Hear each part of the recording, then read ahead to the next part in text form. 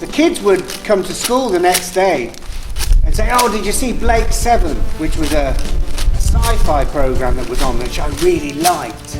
And like everyone liked it. Everyone liked all the sci-fi shows back in the 70s. And they were always talked about at school. But I used to have to go to gymnastics on the nights when a few of these things were on. So I would miss them. And so I wasn't overly happy during that period, but I do recognise it gave me a great foundation for basic gymnastics. And I must have been about 7 and a half at this point, 6 and a half, 7. And then, after about, I don't know how long, maybe a year, maybe, I have no idea. Mum got me an audition in the next city for Coventry Olympic gymnastics club.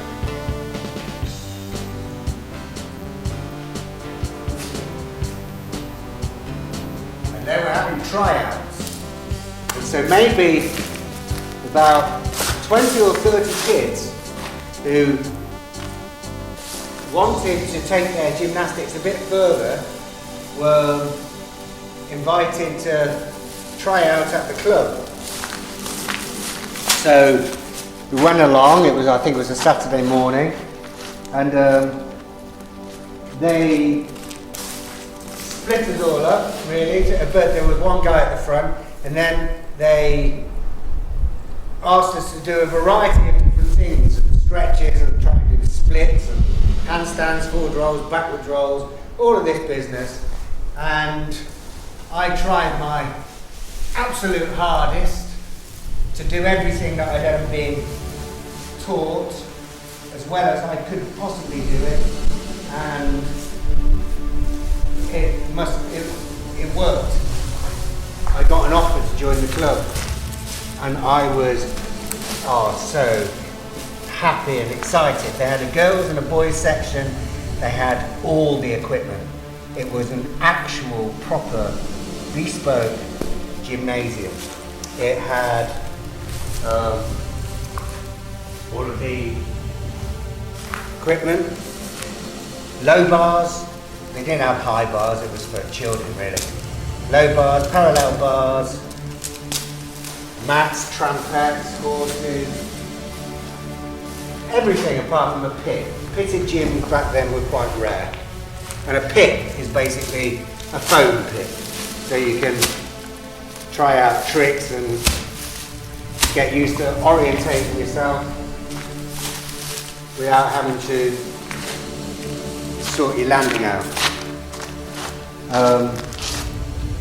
So anyway, I started training there, and it took a few months, but as soon as we had the money and they had a fresh stock in there, I was able to actually buy the kit that everyone wore.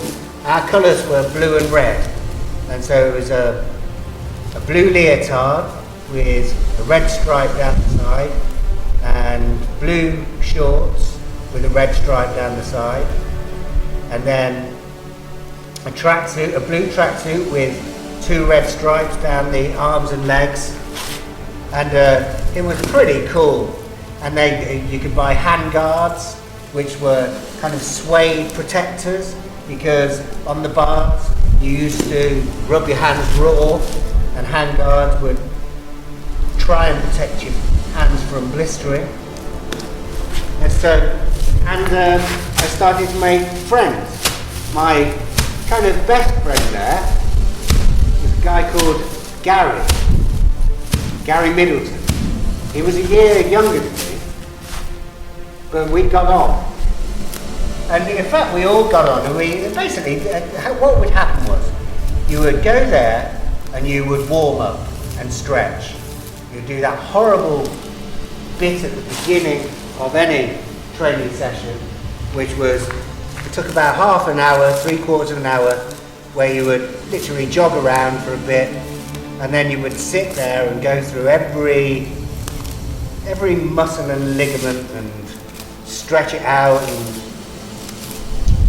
it was painful, especially if you trained once, twice, 3 times a week, 4 times. Your body never really had a time to heal, so you're stretching on painful stretches anyway. And so everyone dreaded that bit. But then once that bit was over, then you get on the kit, and depending on what night it was or whatever, you're either on the floor, or you maybe do two things a night. So you maybe start on the floor and practice or get trained better on wherever you were at. You know, it could be somersault training.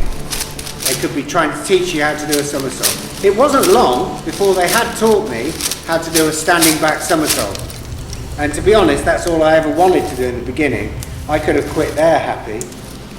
But I was in the game at this point. I'd started to learn the National Development Plan routines. And so I was in the game. And then we started to train at this other club, Canley. It was the same club, but it was a gym. I don't know why we started training there. They did have a ballet room with mirrors. That was it, I think, because the head coach, who was really head of the girls, he was head of it all, really. It was his club, him and his wife. But there was a couple of guys who looked after the boys, and they mainly concentrated on the girls. And we would all kind of warm up together. Oh, in fact, no, the boys and the girls would warm up separately, but in the same gym, same hours and stuff like that. I remember I fell in love with a girl called Maria. She was the one with the most flair with the girls. And she had kind of a gypsy way about her, but I really, I couldn't take my eyes off her. Basically, when you did what would happen was, you would set up a piece of equipment, and then you'd all stand in a line, and then the person at the front of the line would get onto whatever piece of, we were doing, and they would do it with 2 coaches, and the coaches would, straighten out, and they would do it for maybe 2 or 3 or 4 minutes, whatever we were trying to learn, and then you would go to the back of the queue, and the next person would have a go at that, and that's how they'd teach it. So time in the queue was spent, for me, idly chit-chatting, making up stories with my other male gymnasts, or looking across to see what Marie was doing. For some reason I loved Marie.